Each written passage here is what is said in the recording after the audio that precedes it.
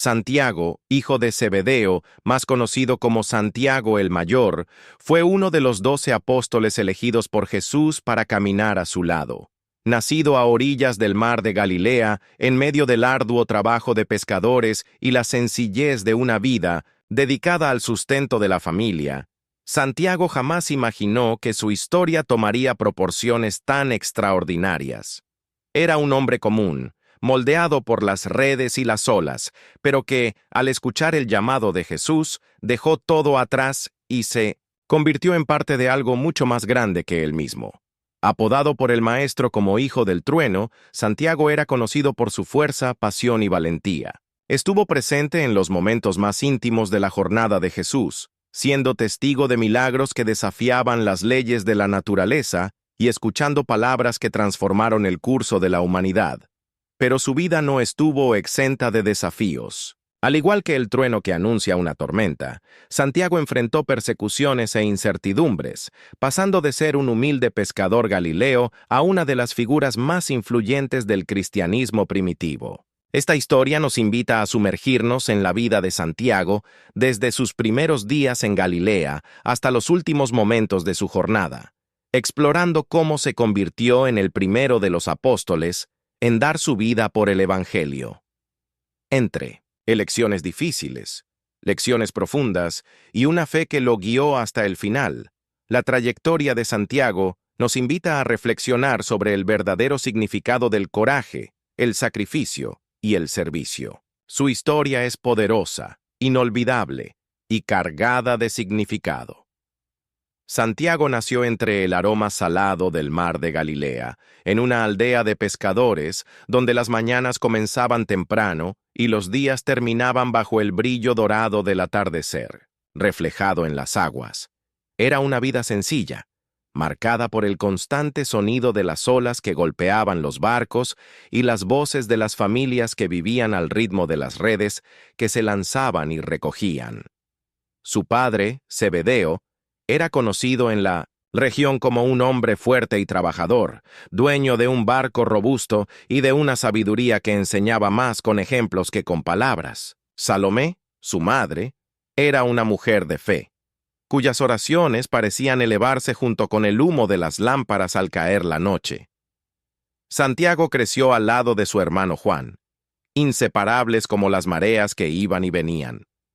Aún siendo jóvenes, aprendieron a trabajar en el barco de la familia, sus manos pequeñas luchando contra las cuerdas ásperas de las redes mientras observaban a los hombres mayores con la admiración típica de la infancia. Allí, en las aguas agitadas y bajo el cielo inmenso, comenzó a conocer la fuerza y la fragilidad de la vida. Cada pez capturado era un regalo, cada red vacía, una lección de paciencia. Galilea era un lugar de misterios y murmullos. Mientras la gente hablaba de política y de los romanos que gobernaban la tierra, también circulaban rumores de algo diferente, algo nuevo.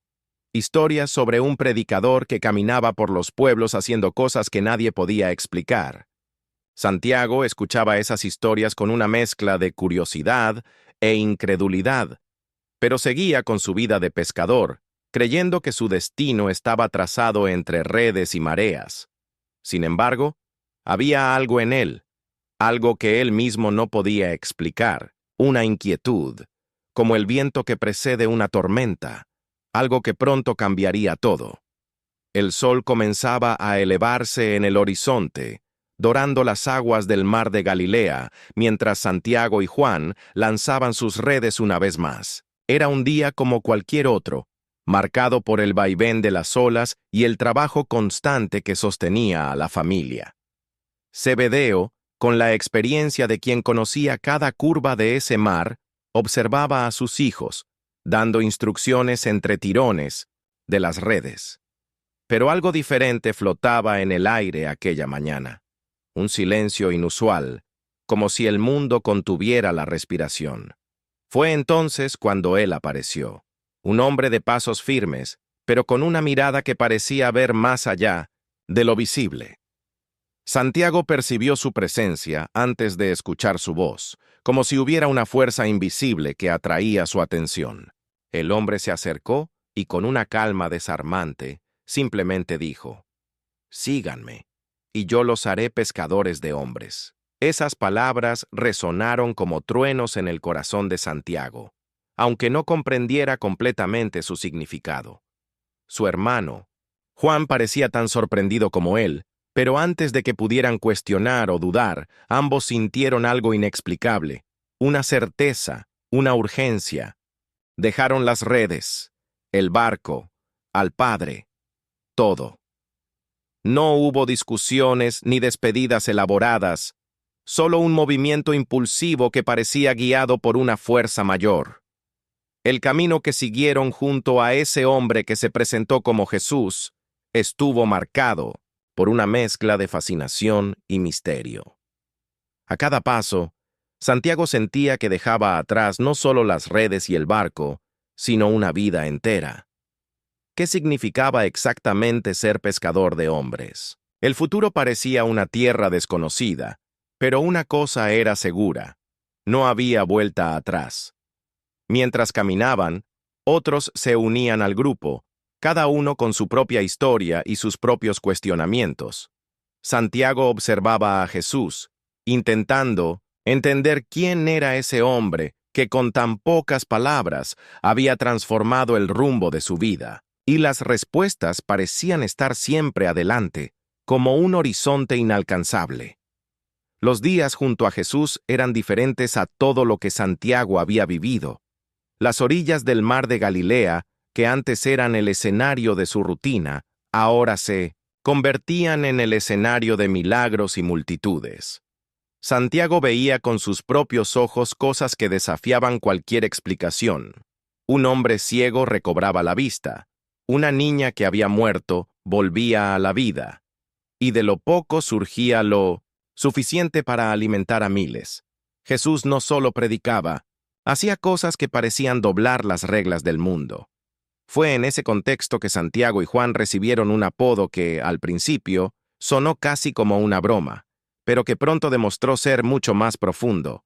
Jesús los llamó Boanerges, los hijos del trueno. Santiago no entendió de inmediato el porqué, pero con el tiempo comenzó a darse cuenta. Era como si ese nombre llevara una verdad sobre él que él mismo aún no había descubierto. Su pasión, su fuerza e incluso su impetuosidad estaban allí, encapsuladas en una sola palabra. Hubo un episodio que dejó esto claro.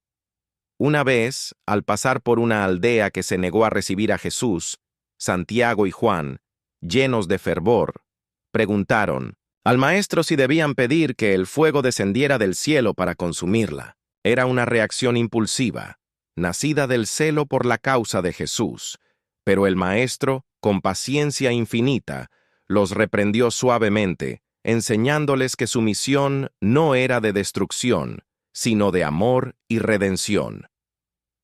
A medida que el tiempo pasaba, Santiago comenzó a entender que ser un hijo del trueno no significaba solo tener fuerza y valentía, sino también aprender a canalizar esa pasión de manera constructiva. Estuvo presente en momentos cruciales, como la transfiguración de Jesús en el monte, donde la gloria divina se reveló de manera deslumbrante. Fue testigo de la angustia del Maestro en el huerto de Getsemaní, donde la tensión entre el cielo y la tierra era palpable. Santiago estaba allí, viendo y aprendiendo, siendo transformado por cada experiencia. Después de la resurrección de Jesús y su ascensión al cielo, Santiago se convirtió en uno de los pilares de la iglesia naciente. Su compromiso y valentía no menguaron, y fue el primero de los apóstoles en enfrentar el martirio por su fe. Herodes Agripa lo hizo ejecutar con la espada, buscando sofocar el movimiento cristiano que crecía imparable. El legado de Santiago no terminó con su muerte. Su valentía, su pasión y su fidelidad siguen inspirando a quienes buscan seguir el camino de Jesús. La tradición cuenta que sus restos fueron llevados a lo que hoy es Santiago de Compostela, convirtiéndose en un importante centro de peregrinación. La vida de Santiago el Mayor es un testimonio poderoso de cómo un simple pescador puede ser transformado por el llamado de Dios en un líder valiente y fiel. Su historia nos recuerda que, aunque el camino pueda ser desafiante, la recompensa de vivir en obediencia y amor supera cualquier adversidad. Si esta historia te ha inspirado y deseas aprender más lecciones y relatos bíblicos, no olvides dar like, suscribirte, activar la campanita y compartir este video con quienes quieran descubrir las enseñanzas de la Biblia.